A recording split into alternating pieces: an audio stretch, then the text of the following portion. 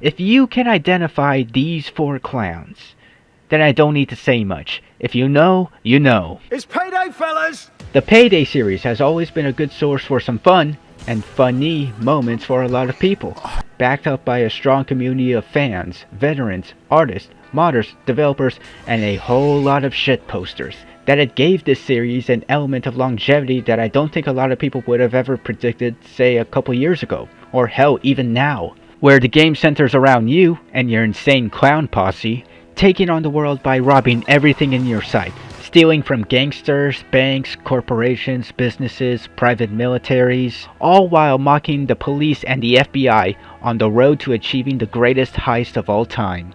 At least that's what I got from it. I don't know.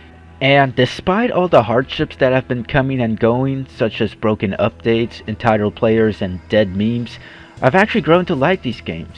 Because they are, in all honesty, genuinely fun games to play with your friends, when it not only encourages teamwork when things get difficult, but you also have some extra room to fuck around with your friends when you get the chance. Having played both Payday 2 and Payday the Heist myself, I was really excited when they came out with the trailer for Payday 3. There was a lot of hype building up to its release. Loads of promotional videos, dev diaries, it was at Gamescom, and their release event even had people partake in robberies. Everyone wanted to give this game a go without paying for a pre-purchase. So much so that some would go to the lengths of voluntary incarceration. What, did you think I was joking? Starbreeze have actually thrown some people into a Swedish prison and made them do time whenever they failed a heist. Yeah, instead of getting kicked out of a game for fucking up, they're brought to a judge and he just says, "Get good, scrub, 20 years in the slammer." You really think that's enough? Enough to be the one who plays Payday 3 before anyone else? You think that's enough? This is shit. Are you willing to do time to get time? Go ahead. Apply. Fresh fish. This quartet includes a couple oddballs like Kurt Cobain and the Funny Moments guy who plays with the Russian Badger, but also here are some recognizable faces and names such as Yelwong. Let me the fuck out. And oh shit, Mario in the Top Hat's here. Fucking hell, he's not short at all. Could you tell me what some of your prison fears are? So let's get some mods, shall we? If you weren't lucky enough to be arrested by the Swedish police or to be shouted at in a bank, there were some betas open for players to give the game a go, trying out all the new mechanics, controls, see how the game ran, or just want to see if it's a good game overall. There was a lot of promise riding on its back, bringing in new changes such as new characters, an extended storyline, more heists, more customization, a more refined stealth system, more particle effects, and some new features like mini cameras and a new lock picking system, along with a few other things that I had probably left out. And before the game's launch, the best way anyone could experience this at the time was the first beta.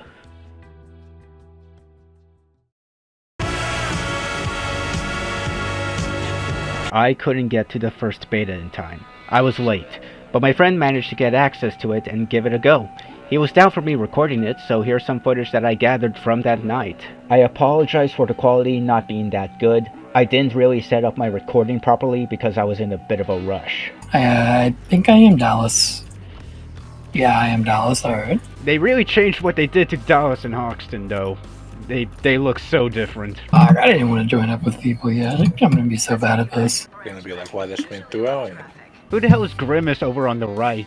The Opal guy? Oh no, the Opal man's here.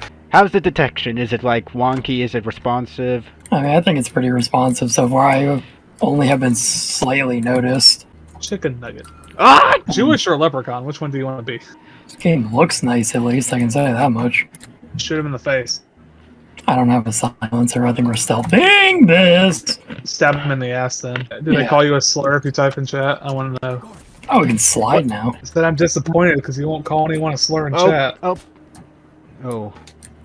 That's not what I said to say. They can't say anything to me. They're Xbox Xbox can have a keyboard. Nobody has a keyboard on their You're Xbox. fucking lying to me, Benny. I honestly thought I you were see the caught there. Xbox keyboard. I love killing civilians. It's my favorite part of Payday. Just have to get close to them. I see you said it. Oh, there we go. It's middle mouse button. That's weird. Oh, can you actually answer the pager while holding them now? That's cool. Dallas, I need a medic bag in my ass. Okay. Well, Oh, for fuck's sake. Shit. I could just imagine this, like, coming out this whole thing and you just get, like, $20 worth of cash from it all. yeah. What is this shotgun? You get that for free, sugar. Oh, let's go, baby. I don't know. It's my shotgun. This is the Ben shotgun.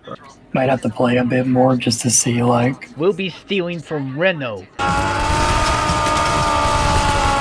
I don't know what you're talking about. I go hard.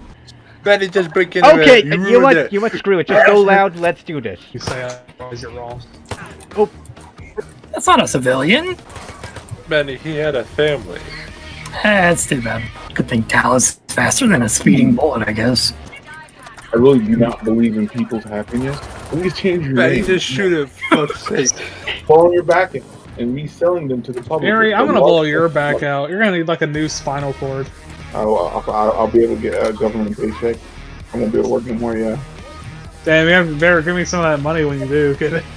you're gonna be relying on pennies if that happens.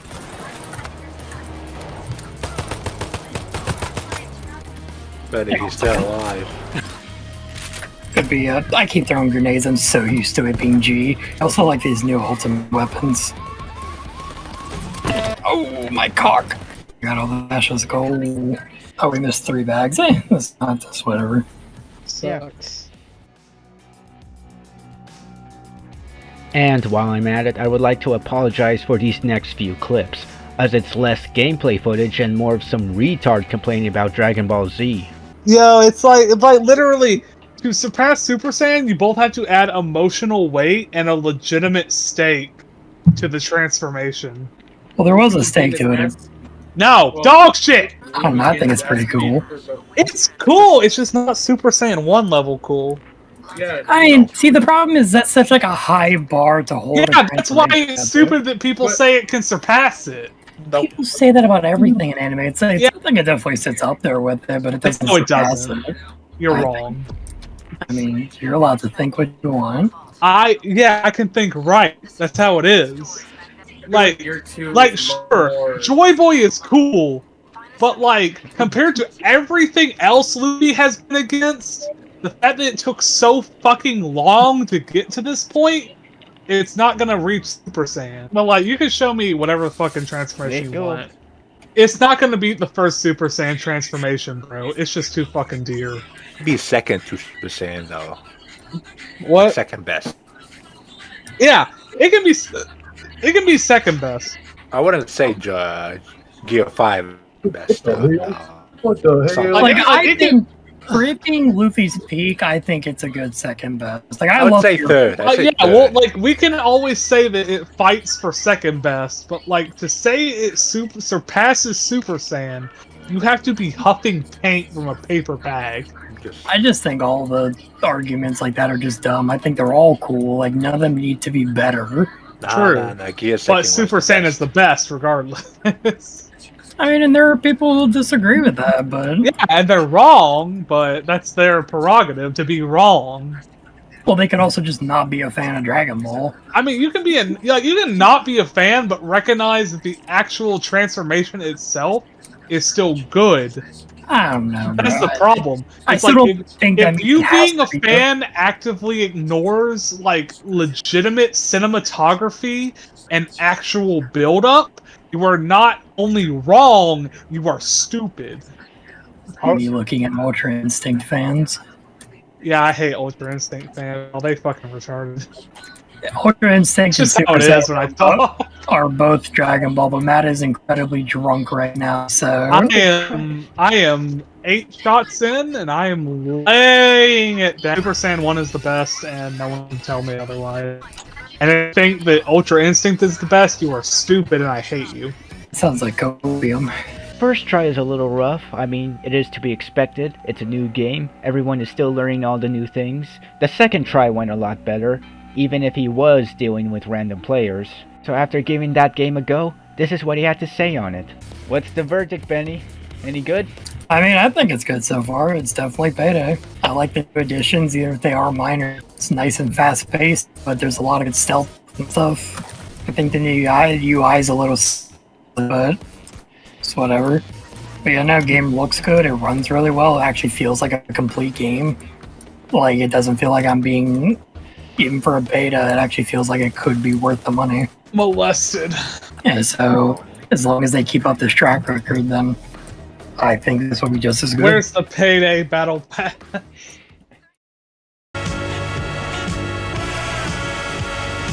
A few days passed and they announced that they're doing another beta. And this time, I was accepted to give the game a go. And my ass was really fucking excited to try the game out. So I load in, and after selling out my credit card information, I'm at the menu. Alright, we got some banging tunes in the background, as it should. Logo looking pretty good. We got ourselves a little Chains here, looking snappy in his new suit that he got for $40 at a Target. Well, this doesn't look too bad, but I want to change my character to Wolf. Oh. This is supposed to happen, right? Am I supposed to be seeing things here? Any icons? Any images? Okay, so maybe it's just a little glitch. I mean, it can go away. Wait, what? What the fuck is this Mickey Mouse bullshit? I can't change characters? Where's the core 4? Why are they locked? Are they in custody already? I shit you not, while trying to figure out what the fuck I was witnessing, I was able to default myself to Dallas by resetting my character. Which didn't fix anything. I still had the same problem, but now I needed a medic bag more than ever. Alright then, it's whatever. Let's find a random match. Decide how you want to do this. Beat the security gate and quietly gain access to the vault, or Yeah, we get it. Can just shut up!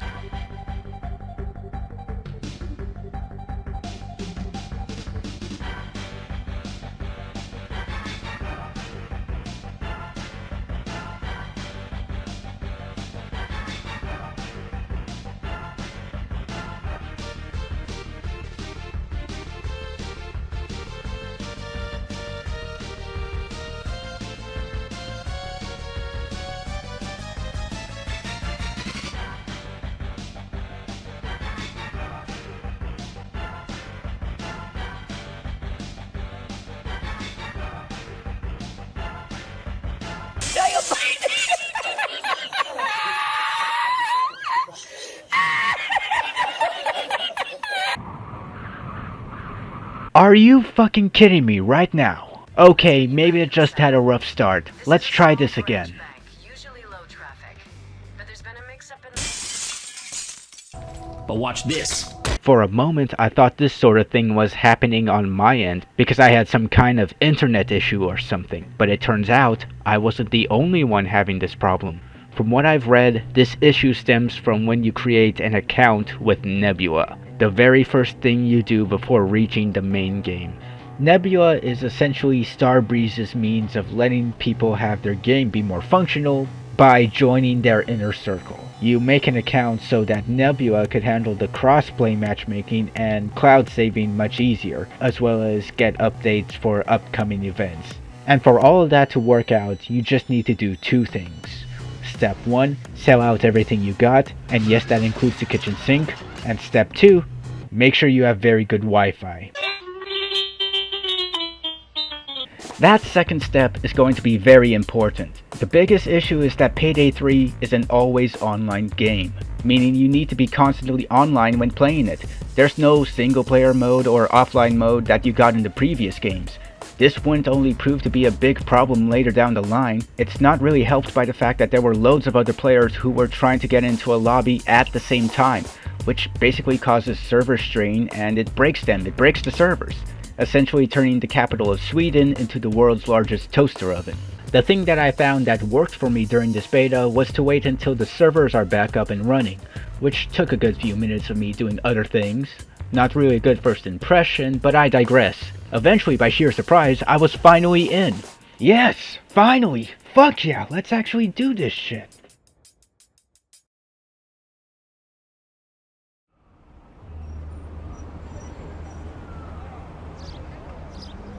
Allow me to summarize my experience with the beta in a more general sense.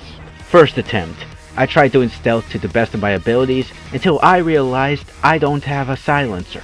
Somebody else fucks up, I go loud, and I almost fuck up during my escape. Second attempt, I do stealth again. Somebody else fucks up, go loud, almost fucked up the whole heist. Third attempt, don't even bother, go loud, get imprisoned, an earthquake happens somewhere, and I lose connection. I mean, I'm sure this sums up the Payday 3 experience for some of you out there, but there's a lot more to it than that. Well, for starters, No Rest for the Wicked is the only heist that's available for this beta, and I gotta say, when I actually get into it, it looks beautiful. The environments feel a lot more lively with loads of noise, crowds of people walking about, to little details like steam coming from the sewers, and even cars that actually hit you. It feels like you're about to rob something in a populated area of the city, rather than for you to walk onto a movie set that looks like a city. You can tell there's a lot of effort and care put into this place, and it certainly does benefit from all of this being on a new engine. Yeah, you've heard that. After years of utilizing the old diesel engine that powered previous Overkill games, somebody decided to say, you know what, let's actually make this shit look good and run good. So they switched over to Unreal Engine 4 with the promise to swap to Unreal Engine 5 when it hits Steam, leaving the diesel engine behind to collect dust, and honestly, I don't blame them. Imagine trying to run your game by using a fucking train. Or some used diesel engine that someone's bought off Craigslist. I mean, come on, you guys. You've got options out there. I mean, you got Scania, Volvo, Honda, BMW, Isuzu, MAN, and Cummins. That's a great name for an engine. Cummins. Yeah, because every time you rev one, you fucking bust. Have you ever busted a nut so hard you fainted? That's not to say it's going to be free from problems or glitches. After all, this is Payday we're talking about. But this engine switch, it makes the game a lot easier to run, it allows for more destructible environments, there's more complexity in Heist, and hopefully any changes that come won't be too painful. And to the people who thought they needed to build upon the diesel engine more, I respect you, but you're a fucking idiot. As I do upon starting a new game, I always try to make it difficult on myself by choosing to play the most difficult playstyle in the game, stealth. And it's a habit that I've adapted from both Payday 2 and Payday the Heist. And while the stealth works fairly well, there's a bit more to it. As if it almost feels like the stealth here is relying on two things, leveling up and the new equipment. As mentioned before, I didn't have a silencer, and that's because you have to unlock it by playing a couple games, which would have been fine if I was going postal. But because everybody has that mentality of doing stealth first for the sake of a higher reward, and that it's the best means of leveling up, the players that I have always run into, they always do stealth first before fucking up because they haven't got a silencer, leading to a lot of attempts of stealth midway until someone fires a shot, essentially throwing everything out the window. It feels like a catch-22 situation for anyone who's doing their very first run through stealth, where the situation is, do you want to go loud? Go loud. Do you want to do stealth? No? Go loud. But if the answer is yes and you want to do stealth, how are you going to do it? You don't have a silencer, you don't have any of the new gadgets to make it easier for you. You could use melee, but at this point in the beta, who the fuck even uses melee? What are these controls? I mean, it's possible, but it's not that efficient. So with all that being said, someone's going to get to the point where they're just going to go loud anyway because they were unprepared or that they got caught. I feel like the issue here isn't even that stealth is wonky because, as I said before, it works. Well, most of the time it works. It's everything outside of it is what doesn't work out. The matchmaking doesn't really let others know if the lobby is stealth or loud, and there's no communication between players to indicate which one it is. Either because everybody's got the intuition to assume that they're gonna stealth it at first, or that some players are just speaking another language. At the same time, I do play with randoms, so I'm not really getting the best experience of it. In Payday 2, that same problem is still there, but it wasn't too bad because CrimeNet existed. And when you load it in, you could see if the lobby was stealth or loud focused, either by checking the detection risk of other players or by listening to the music, if it's in its stealth stage or assault stage. I should come back to this later on when I have the more finalized game, because with this beta, I'm not sure if I could properly talk about the stealth with the little time I was given to actually play it. I think what I'll say is, for now, the stealth works. I like what they've done and how unique they have made some things, but it feels like they're trying too hard to promote the new technology. The gunplay is a little interesting. The guns sound a little bit lighter compared to the previous games, and they feel a little lackluster as well. Like every time I take a shot, it feels like I'm firing a BB gun and I'm not doing as much damage as I expected. Like this game is psychologically fucking with me. I mean, just listen to the sound that this thing makes and compare it to the guns in the previous games.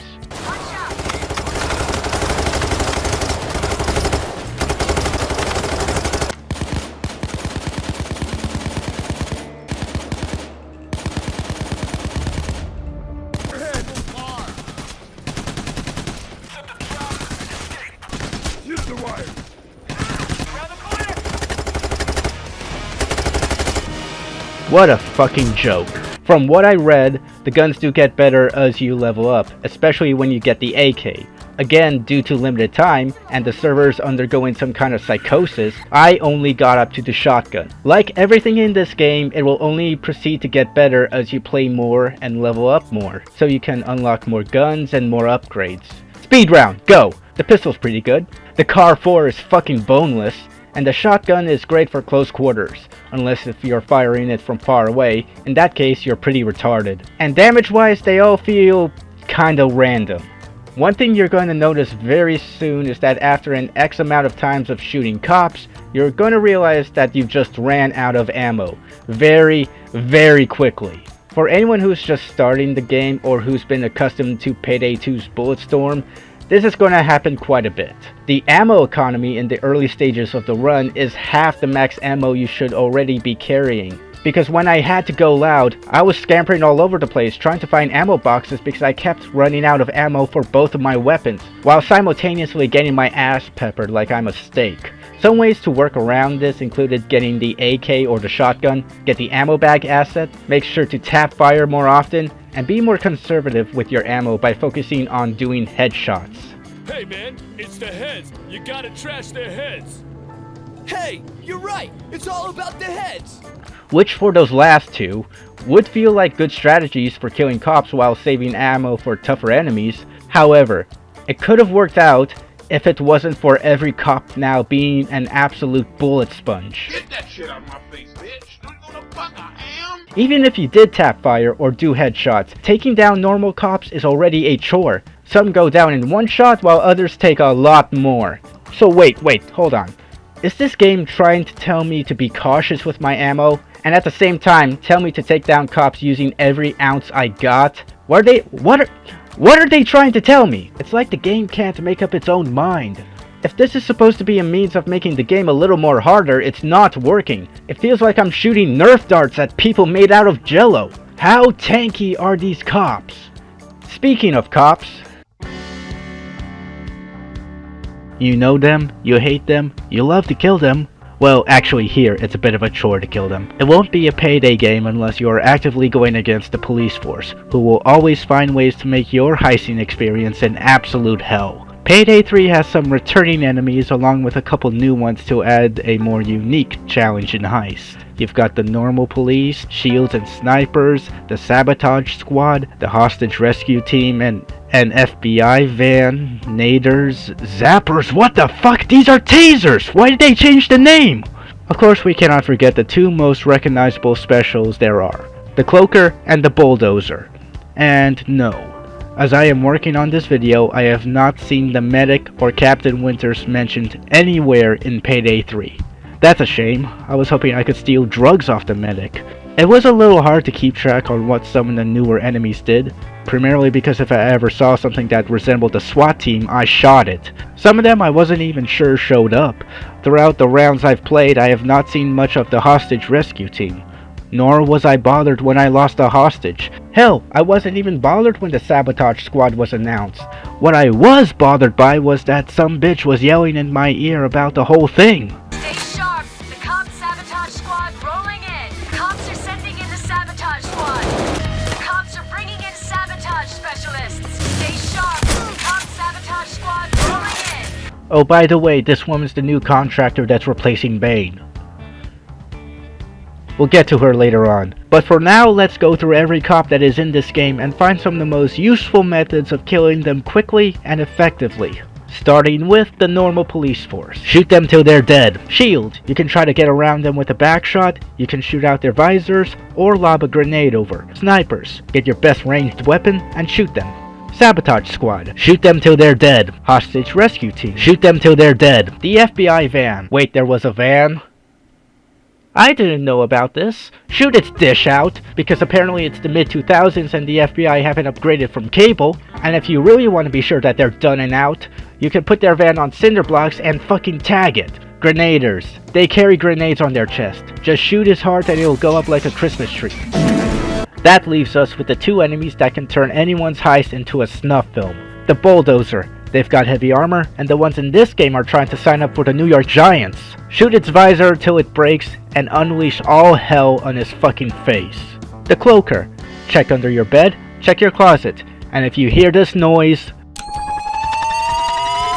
find that fucker and shoot him. And if you weren't so lucky, then just hope that your fellow teammates have an idea on what they are doing. The Cloaker is meant to punish those who venture off alone, so it's best to stick by your team when you can.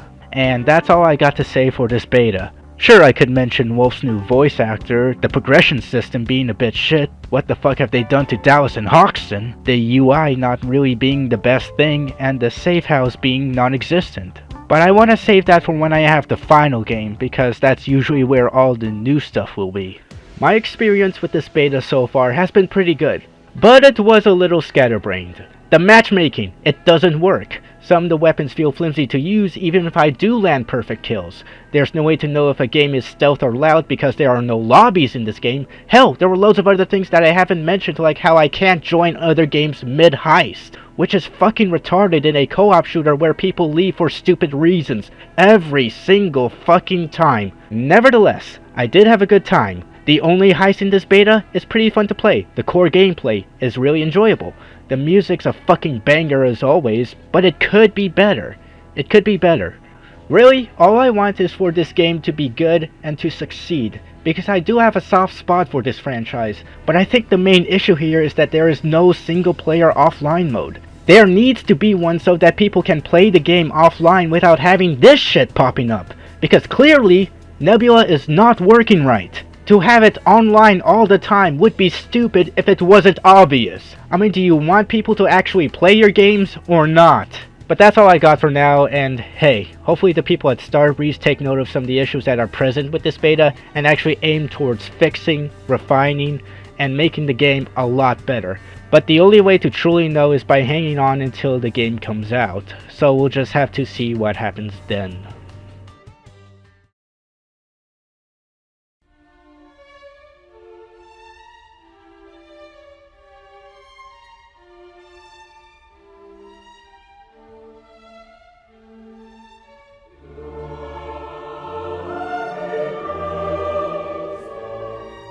Heisters, tomorrow is the day you all been waiting for, and we've been working on for years.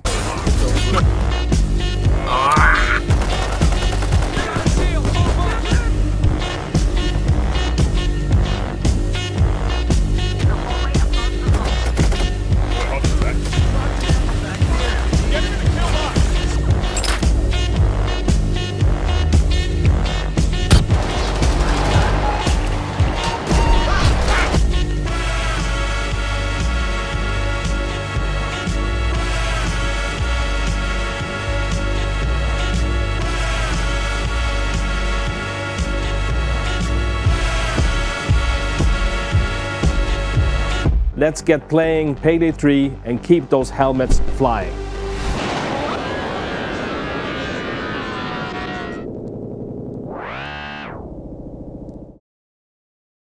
Man, I knew those weren't cigarettes I smoked. The launch of Payday 3 was a fucking disaster. From the moment it walked out the gate, there were problems. The matchmaking issues, they haven't been resolved, resulting in people who were disconnecting mid-heist because of it. Some people were unable to play it right away because the servers at this point had been reduced to magma. The matchmaking is forced and it takes a while for anything to happen. The AI are more A than I, with their lower health pools and just being a little more clumsy. And the progression system, at that point in the game's history, is just too demanding, based on the state of the game at launch. And because nobody can play the game long enough to actually progress through and level up, it becomes a mix of both a chore to grind through and a strange case of connection minesweeper. And if you bought this on the PS5, well, it fucking sucks to be you then. Despite all the intense troubles this launch has given us, there honestly could have been some safeguards to prevent any of this becoming a massive problem. But the biggest safeguard that could have been implemented, and I'm fucking shocked that they ignored this key factor that could have saved them so much grief, is an inclusion of a single player offline mode.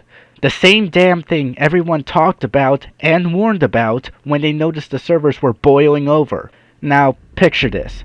The servers are down because players are trying to load into a game. You now have the option to load into a single player game with crew AI, and despite its flaws, you were still able to play the game without the threat of an unpredictable disconnection. And you were still able to level up and continue the progression system. And would you look at that, the servers aren't as strained as before.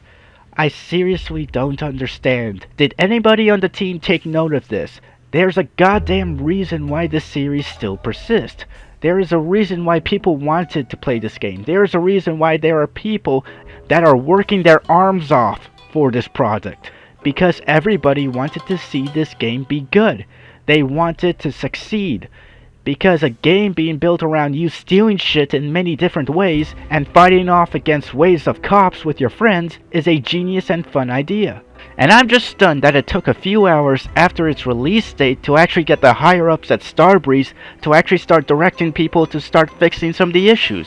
When you have people pay $40, $70, even $90 just for some players to be greeted with an error message, I wouldn't be shocked if this devolved into some kind of investigation for fraud. Do you know what the funny thing is? This is something we shouldn't even be surprised of, because back when Payday 2 first launched, it had its own share of problems and confusion. The layout of CrimeNet was weird, with no contract broker, so more than often the player had to choose whatever heist popped up. And if the player wants to do a specific heist, they just had to either wait it out or unlock it by leveling up. As well, leveling up back then was very slow, which required a lot of grinding to unlock the new weapons and their attachments. What are these skills? The AI were pretty weak, going down pretty easily in only a couple shots, though at this point the game is designed to be more punchier and harder, encouraging the player to be more defensive, akin to Payday the Heist. In a way, Payday 2 at launch date was pretty undercooked, but at least you were able to play it. I mean, between 10 years ago and now, did anybody take any notes on what worked and what didn't? Did somebody lose them along the way? Did somebody mistake them for pages from a coloring book? Listen, as much as I can shit on this game all I want, and I'm sure there's some dumbass out there who would love to see me do it, I don't want to just call it off. I really wanted to see what this game is like. I'm actually going to spend my hard-earned money on this game and actually see what this undercooked shit is all about. Which, at this point, for lots of people, it would be pretty damn foolish to do so, but I'm a fool either way. So I'll go ahead, I'll play some rounds, I'll let you know how my time with the game has been, and as of recently, the game's first update has been released, so maybe there are some gold nuggets, or maybe some silver linings that I have yet to discover. There's only one way to find out.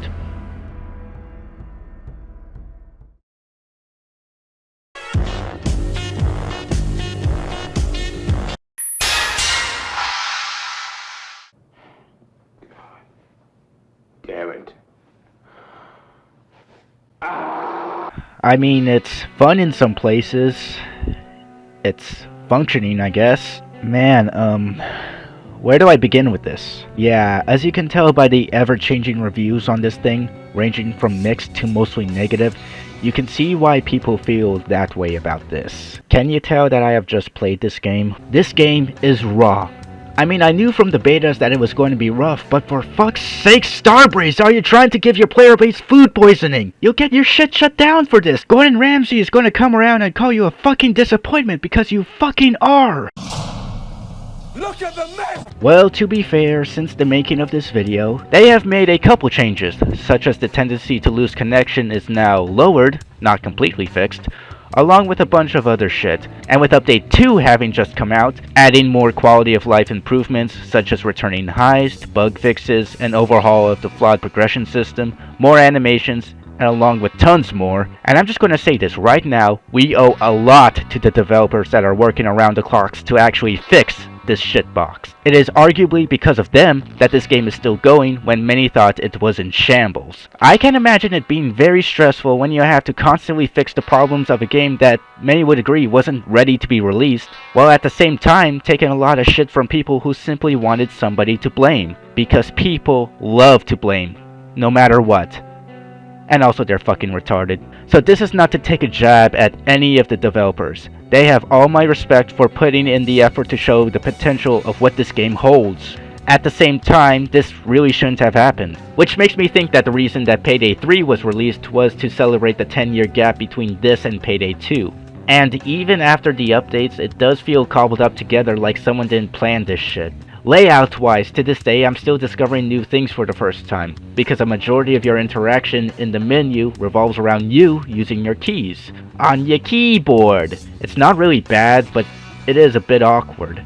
Like the feeling of interactivity is not even there. And plus, navigating this dogpile is even more weird. For example, when it comes to weapons, the keys are tucked at the bottom left corner where it's fucking dark and dank. And with this dark box surrounding it, your eyes don't really look there. I would think a lot of first timers would have checked the center of the screen where the weapons are, or where the original Payday 2 placement was. Not this fucking piss corner over here. Also, doesn't this social button feel out of place? Should it be up here instead, as well as the quit button? I know this sounds like nitpicking, but this menu made me feel lost even after playing a few games, because everything is put into a weird placement and given random keys just so they don't collide with other essential keys like walking or throwing. Also, don't argue that the keys aren't weird. They changed the grenade button to G. That's evidence enough to prove that this shit is wonky. Could be, I keep throwing grenades, I'm so used to it being G. As for the crew, well, looks-wise, they are something. And boy, do I have a few choice words to describe this. What the fuck have they done to Dallas and Hoxton? Is this real? Somebody said okay to this? Dallas looks as if he's been microwaved for too long, and Hoxton looks like a polo advertisement. Why does he look so different? I mean, everyone else is at least true to their original design, or aren't as ugly. Wolf here looks like he's suffering from radiation poisoning. Pearl looks though if she is already mentally checked out. Chains just realized he forgot to wear a condom, and Joy has been upgraded from a Barbie doll to a sex doll, but is no less annoying than in the previous game. I took out Deadshot. I'll take that. Coins everywhere. Bye-bye, Corky. Thank you. Okay, maybe that's a bit of an exaggeration. She is slightly less annoying than she was in Payday 2. Ready, player one. How about our new contractor, Shade? I mean, we'll be sticking around with her for a good chunk of the game. To be honest, I wasn't really sure what to expect at first. I think some ideas that came up in my mind were, maybe we're going to get something like an introverted tech-savvy lady who knows what she is doing. Kind of like Futaba from Persona 5 or Kinsey Kensington. Or at least have a personality of some kind to make her really pop as she lays out the plans. Whether she is friendly or loyal like Nico Goldstein, or more secretive and snarky but always persistent in helping like Dr. Naomi. Or hell, even a Miss Pauling. Could you imagine a Miss Pauling-like character being your main contractor for Heist? Well, I kinda got close. What we initially got was an IT manager who just discovered swearing for the first time. And in all honesty, that's really all I got to say about her. I can't really talk about her that much because there's really not a lot to her in-game. But you know what, it's still early on. She's got a lot of room to grow and maybe her character will develop over time.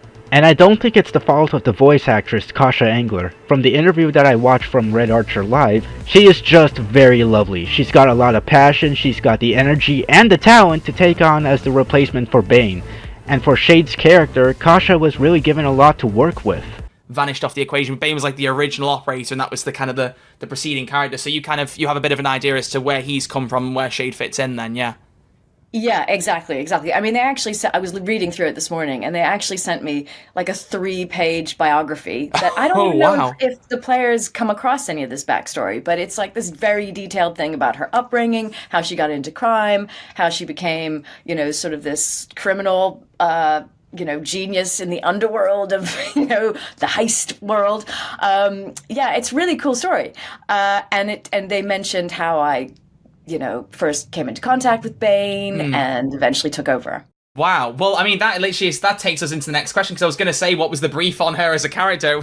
Clearly, it wasn't brief. It was not brief. No. For the audition, yes, but for the job, no. So I'm looking now at my little notes here. Okay, she guides the player. She's a criminal gang leader. She is a super pro and all about dependability. She's a reassuring presence with strength and confidence. She really cares about the crew. She can think on her feet. She jokes a little at the gang's expense, but she's never unfriendly. And then they basically gave all this stuff about, she's an IT expert, criminal mastermind, all this other stuff. Blimey, this is way more stuff than we know about. If you're interested in seeing the whole interview, the link will be down in the description. I am slowly warming up towards her, but I am struggling a little bit. It's like something was missing when transitioning from the paper onto the screen, but I just couldn't put my finger on it. Even though now that I had played through the Legacy Heist, I would say that Shade is a lot more stronger there than the main storyline. In fact, I don't know what's going on with this roster of contractors. Like, some of them are returning from the previous games to give the crew more jobs due to their newfound situation. But even though I love familiar faces, their inclusion does feel a bit odd, like when they were expanding the story in Payday 3. They realized that they had all these characters that they forgot to write into the story, so they just randomly put them in this order. And looking at them right now, my reactions are usually ranged from, "Wait, you're back? Who are you again? And why should I care?" Sometimes there would be a rare instance where it would be like, "Oh shit," to maybe a, "Oh shit." One thing that I couldn't deny that they got right is the voice acting. The crew, the contractors, the cops, the villains, the performances done are really spot on. Simon Kerr, Pete Gold, Damien Poitier, and Susie Jung return as Dallas, Hoxton, Chains, and Joy. Pearl is voiced by Rebecca LaChance, who's done voice work for Cyberpunk, Alan Wake, Xenoblade, Ghost Recon, fucking Bratz, and she's really good as Pearl. But the main highlight here is Wolf, who after 10 years of no new lines except for some botched medic lines, has finally been granted a new voice by Nicholas Berglund. And I gotta say, he's fucking great as Wolf. It might be a little off-putting at first, because all of us are just used to Ulf Andersson's voice for Wolf, but ever since he left, a lot of us thought the character wasn't going to come back. But he's fucking back, and he still sounds like the mentally ill sweet that we all know and love.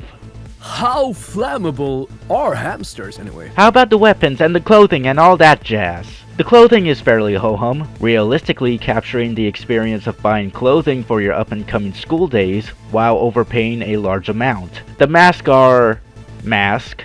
That's all I really got. It won't be a Payday game without a large collection of masks. I'm holding off on the in-game currency as I don't want to use all my money on it. Weapons are not too bad this time around, well, some of the later ones at least. After playing a few games, I kinda gotten myself acquainted with a good chunk of the weapons. Not all of them, but some of them. And while some do feel great to use, others feel disappointing. I'm not going to go into detail about it because we'll be here all day. So here's a picture about how I felt about each gun. You can paint your guns, add stickers, charms. Honestly, it's fine. I fell into a coma while doing this. How are the heists then? Well, some of them I do enjoy when I'm not crashing, and others I'm not a fan of. Keep in mind this is just my opinion on the heist that we have as of right now. Don't take any of this as fact. If you got a different idea on how good these heists are, that's fine. Spare me the headaches and spare yourself the keyboard rape. We good? Good. I'm going to see if I could comprehend this. While it's a good way to get yourself familiar with stealth, it's really just known as that heist. that starting players go through to understand the game's mechanics. Going loud, it's not bad, a little underwhelming when the assault stage hits and you have to start running around finding a cop to shoot because you're a bit bored by it all. The loot is whatever, and those deposit boxes are no less tedious than Harvest and Trusty. The soundtrack is decent and probably one of the few Payday 3 tracks I can remember off the top of my head, and that's because I played the beta. This heist pulls a no-mercy twist of starting somewhat stealthily for the first few seconds, before it naturally spiraling out into loud. The rest is fairly easy to understand. You escort an armored truck onto a trailer, get all the loot, deliver it to Bio, and get out of there. Simple as is. The loot is pretty good. This heist can be beaten very quickly when it's done with 4 people, not bots, but I like this one. It actually feels good to play a heist that actually has a cohesive idea on what it wants to do, and not this vague indecisiveness where you're wondering if you should do it stealth or loud, like a lot of the story heists suffer from. That being said, it's Greenbridge meets those armored transport heists that the Butcher gave you. This is wrong. Sorry about that. Speaking of the Butcher, her being the contractor to this heist is probably the most notable thing about Dirty Ice. I hate to say this, but I can't remember much from this heist. Trying to force myself to say something about this is actually kinda painful. While being a descendant from that easily forgotten diamond store heist, you collect all the jewelry you can and get paid like ass. Stealth can be cool and clever when you actually get things right, like all stealth heists, and Loud has this gimmick of Bio stopping in the streets to pick up the loot and then relocating to another spot because there's too much heat in the street. Heat Street. I need to move on from this. I'm not going to lie, this heist made me feel lost as fuck when playing it, especially when it came to the underground segments. And while I do vibe with a futuristic nightclub, doing it in stealth is a bit of a juggle, because the VIP passes are bugged on a solo stealth run, letting you mask up to get to anywhere and then returning back to realize that the passes are useless now because you already masked up. And to this day I have never gotten the hard drive. Cry about it. Sue me. Doing this in Loud is clunky, having to run around, parkour a bit, and get lost in the geometry as cops are constantly chipping your health away while trying to find the right place to be. Still, at least the club music is pretty decent when you're actually listening to it. This to me feels like I was just told a joke and everybody gets the joke other than me, and I'm always getting told that the joke's actually really funny and I'm just being obtuse about it. And I still can't comprehend it when I'm told the same joke over and over again. That is what this heist is to me. On some repeats, trying to do this on a solo stealth run is a complete gag, with so much loot having to be collected and the security bars being an issue to deal with. And it's also a very distracting heist when it's on Loud. Whenever I played this with friends, we always got lost with the objective because half the time we were trying to survive the onslaught of cops that were constantly coming in, which made me wonder if I put the difficulty on overkill by accident. Extremely open, extremely separated, unnecessarily complicated at some points. Hey, if you like this heist, more power to you. But I'm going to be upfront with you and say that under the surface is not that good. Actually, it's a pretty good heist. Even though, like a lot of story heists, I can't remember much of it, apart from it being a descendant of the Big Bank. While I don't feel as strongly towards it than other players, the stealth is challenging, yet really good. The payout, also really good. Going Loud is a lot of fun, and it does harper back to the core of the Payday series, of going into a bank and cleaning it all out, more so than No Rest for the Wicked. Loud or stealth, this is a very fun experience. I do have to critique the Wi-Fi puzzle, when I kinda wish that the vault cracking elements should be implemented here like those in Big Bank. Let me start with this by saying that layout-wise, it's not the greatest, and objective-wise, yes, it does feel stupid to zipline across rather than just to pick the lock at the gate. And as I mentioned before, stealth is not my strongest skill. But I would be lying if I didn't say that doing solo stealth on 99 boxes made me feel like a stealthing master. And that will be one of the hot takes for this video. There's more to come. Stealthing this is really easy to understand, and it just honestly feels good to know where you're going in this place, rather than to get cold feet like a lot of stealth runs I've attempted. Going Loud can be a bit of a handful, especially when the main loot decreases its value when not refrigerated. Going back and forth between container and truck feels like a bit of a cumbersome sprint. While often I do go loud midway, this heist is still more rewarding and fun to play than Under the Surface. A very pretty heist and a very hard heist. A compact box of a map that has loads of loot to steal and corridors that make for great close range fights. And surprisingly, despite its small size, it isn't as repetitive as some of the other heists. The stealth is pretty decent, even if the Wi-Fi circles are a bit ass. Seriously, why are they here? I don't like going downstairs just to get myself some circles, even though I'm kinda forced to. But doing this loud is what makes this heist really stand out. Holding off cops in the doorways makes it a good form of crowd control. And the final assault had me scrambling to get as much loot as I could. Also, stealing from a penthouse is just a really neat idea. And I'm just glad to say that they didn't disappoint with this one. Meth. Just meth. If you played this one in Payday 2, then it should be easy to grasp. Cook meth, kill cops. Even now we have a more unique layout and more new objectives like keeping the lights on or cooking longer to make it more pure. And to be honest, I don't mind the 19 bag limit in this. It got really repetitive in Payday 2 when someone's cooking the 59th batch of meth and says that we need more. So I can understand that change. Shade also fumbles the meth ingredients but is quick to correct it. Welcome to the family of getting meth ingredients wrong. Apart from that, it's just cook off with a fresh coat of paint and some more scaffolding. Pretty nice. It makes me wonder why this place is the central capital of meth. Now, I do like the Legacy heist, because they're actually from a good game.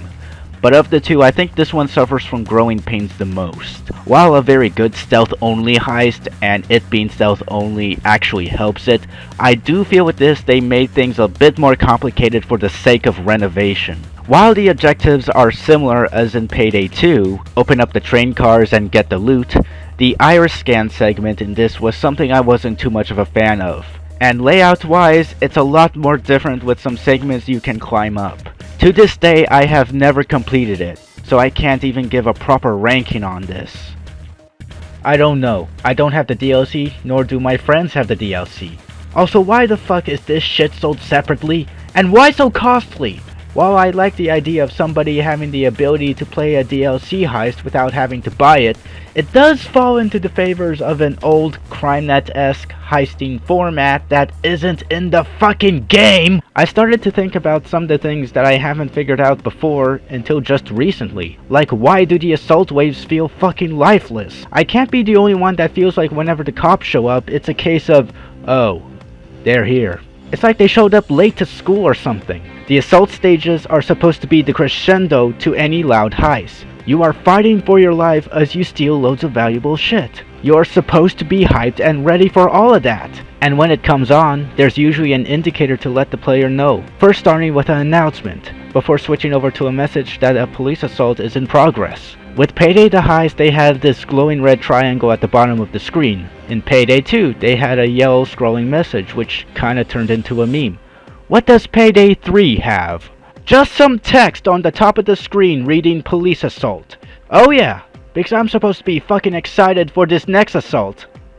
Am I? I'm sure there's some people who don't even know that's even there. This shit is putting me to sleep just by looking at it. Make the text scroll sideways, or maybe add some color like yellow or red, to really keep the people alert, and to make it pop. Do something at least. Something I think also adds to the underwhelming assault waves is when the player takes damage, primarily when being shot by cops, not falling over large edges and all that. Whenever I get shot in this game, it does feel like I'm getting hit with something, but I'm not sure if it hurts so much that I should give a shit about it. So I carry on like I'm Werner Herzog. They don't make getting shot by the cops here an actual threat. In Payday 2, you knew you were getting hit with something punchy because of the sound effects. And if you were getting hit for too long or the screen was turning red, you knew it was trouble. In Payday the Heist, it didn't matter what difficulty you chose, because if you played the game, then you already know that when you get shot, it fucking hurts! I think the only point of concern in Payday 3 is when your armor is broken, and if you don't have any armor bags around, you're kinda screwed. Hell, when you die, you're not really arrested. You're turned into a Garry's Mod ragdoll and you wait for a certain amount of time until you're back in. While it's not the worst thing, it also kind of removes the stakes of having to do the heist with less help, because you're just going to spawn back anyways. When you were in custody in the previous games, it was because players couldn't help you in time, they didn't want to help you in the first place, or that you were playing like a dumbass. There were consequences for this. It taught the player to be more careful in firefights and not to kill civilians because that just adds more to the wait time. Time that is better spent helping your crew. I feel that in Payday 3 that's not even there, and it just takes away the dangers of playing too recklessly. But I think one of the more damning aspects of the gameplay that doesn't really help it, and I know I might catch some flack from this, but the music just isn't as strong or bold as I thought it could be, apart from a couple tracks. Let me start off by saying that I got nothing against Gustavo Coutinho. I honestly think he was a perfect choice to take over as composer after Simon Viklund left. And the tracks that he did for Payday 2 are some of the best songs he's done. Some of them are even my favorite tracks in the whole game.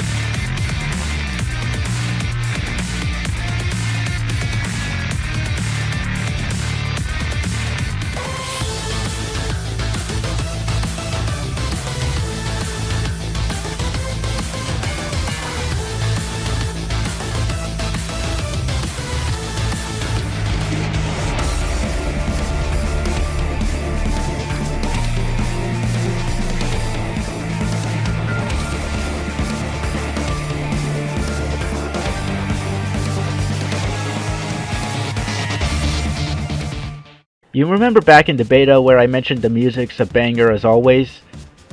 I was talking about the menu music.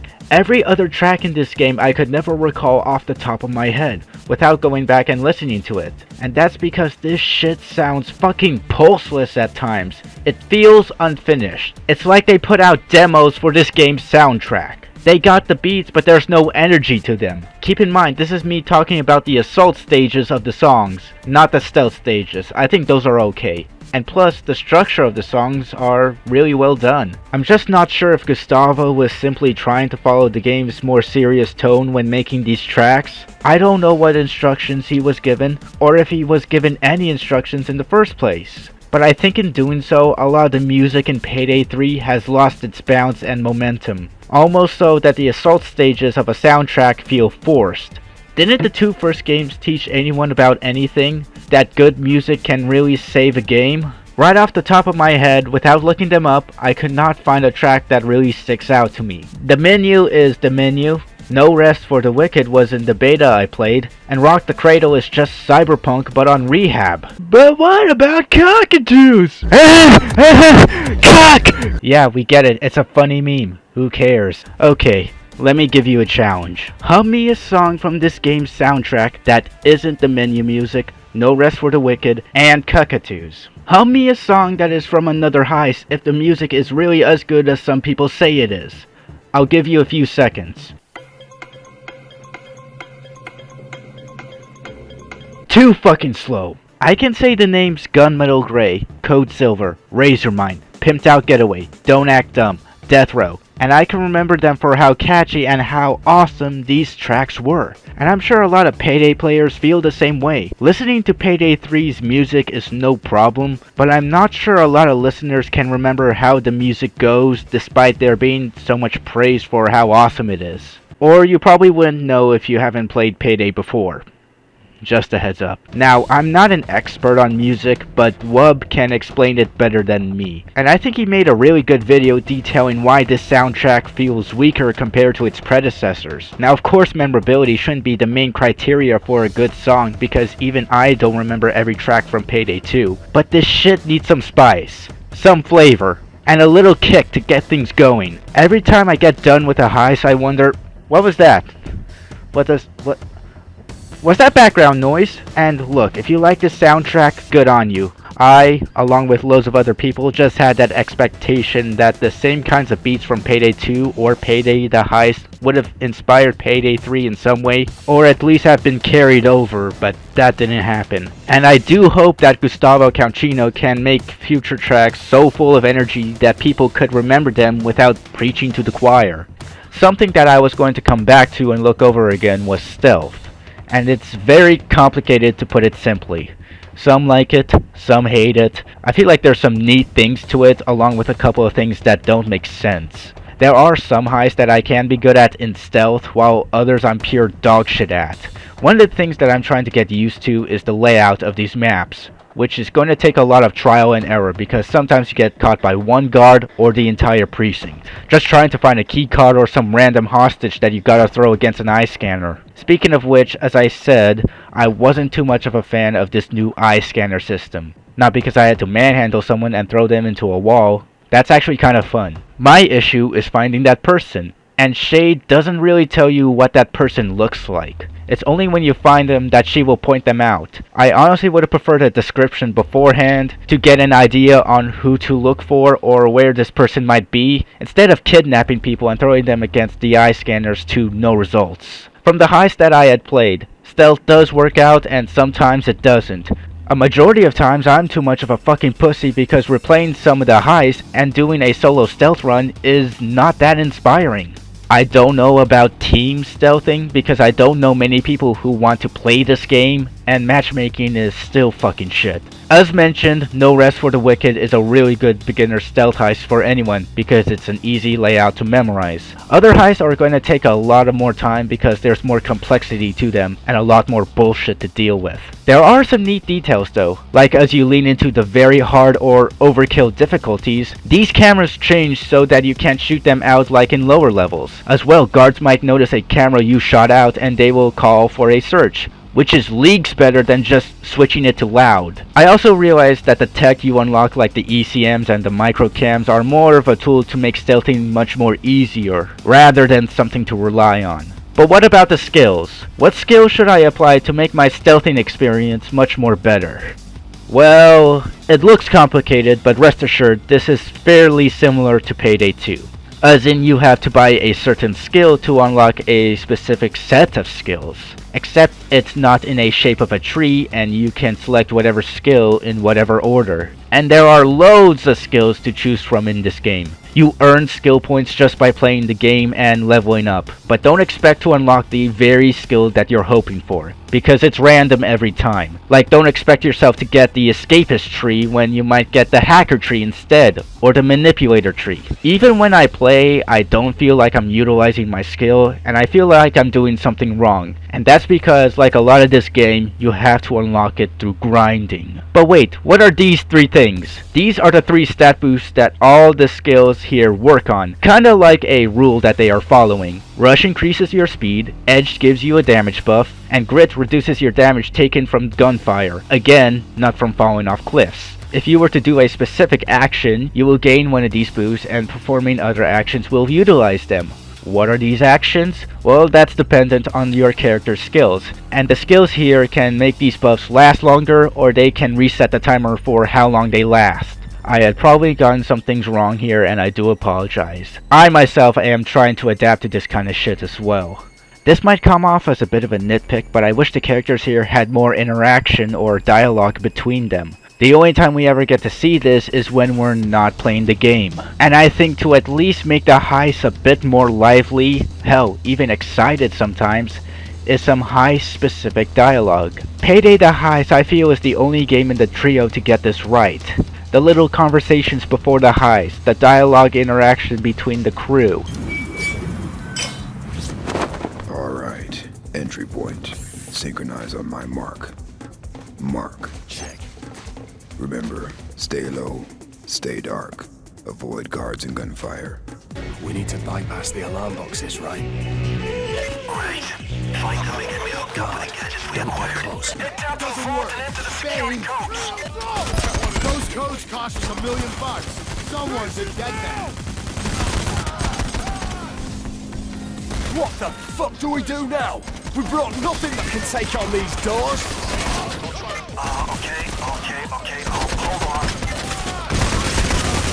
C4, fire, Not a chance! Drop your weapon!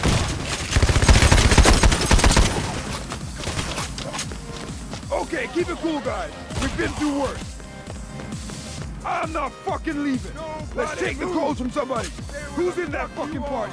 It kind of reminded me that these are desperate people trying to steal shit and nothing is going to plan. And I can kind of see why they didn't do this in Payday 2, but Payday 3, it looks like it should be possible. I want to feel towards the character I'm playing, not run into a crowd of cops and feel apathetic. Though I don't know when Houston is ever going to come back, or any of the other characters, so I don't know if that kind of uniqueness is ever going to happen.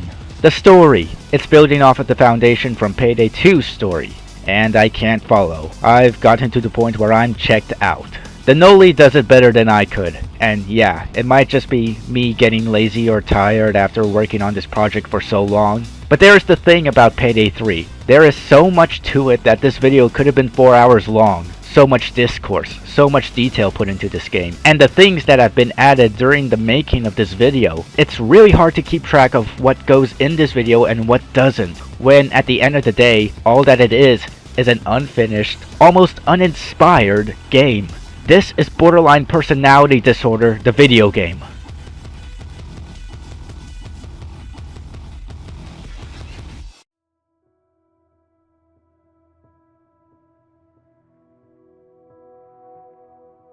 I have often seen people compare this game to being a really rough diamond. Let me build upon this analogy more. This game is a freshly mined crystal that is not refined, it is heavy to lift, every time you hold it, it cuts your hands, but you can see the potential of what this crystal could be someday, if it were given the time to be polished and cleaned. Yet somebody decided to just put it out there as is for everyone else to see. I think this trend of game developers releasing unfinished, salmonella-covered games needs to fucking stop. And Payday 3 is just a victim of that mentality, and it almost ruined the company, releasing to constant problems, crashing, missing features. This is inexcusable. Nobody waits 10 years just to get scammed. There was writing on the wall saying that this needs more time, but somebody said, release it anyways. Despite the things that it gets right, such as the core gameplay and the innovation to the old stealth system, it is constantly overshadowed by the matchmaking problems, weird layout design, missing features, uninspired music, along with tons of other problems. And for what? Less krona to spend? First you make a good game, then you get your money. It's not fucking rocket science. The end result is you essentially shooting yourself in the foot so many times that no one is going to come around and help you. Because you cried wolf so many times in the past that we think you're just playing it for laughs. This has also put the community in a state of divide and ruin. Some being helpful and offering quality mods, others remaining hopeless, and others put in some kind of retarded state. And this conflict is really not helping anyone. And it's because of stunts like this. But I don't really see blaming the developers or advocating the firing of the CEO to be the means of instantly fixing the problem. And while I do love a good meme now and then, the schadenfreude here is pretty pathetic. This should be a sign for change. Popping out what is essentially another beta and calling it a finished game is on Sonic 06 levels of ill preparation. I do acknowledge that there are problems that are beyond Starbreeze's capability, which I will not hold them against, but what me and everybody here wants is action and honesty. The action to fix the mess that should have been done over the past couple years, and the honesty to give the player base that transparency that they wanted, not wanting to follow any more false promises as before. With this path that they are going down right now, adding more updates to fix the game bit by bit, and with DLCs on the horizon, they are truly making up for lost time. Though I wouldn't imagine anyone getting a DLC with these prices and the fucking carnival that was launch day. What I see now is that Payday 3 is now on some sort of road to rehabilitation. The folks at Starbreeze are slowly listening to us, working around the clock to mend any damage they have overlooked, and hopefully give this game one hell of a comeback, even going into the new year, even though I think this is a very shitty tactic. Will this thing be fixed right away? Not really. It's always going to be a long-term trip. And those negative reviews are going to sting for a good long while. I mean, who knows? That crystal might be refined and polished, and maybe then it will truly be the perfect gem it always wanted to be. Time will only tell.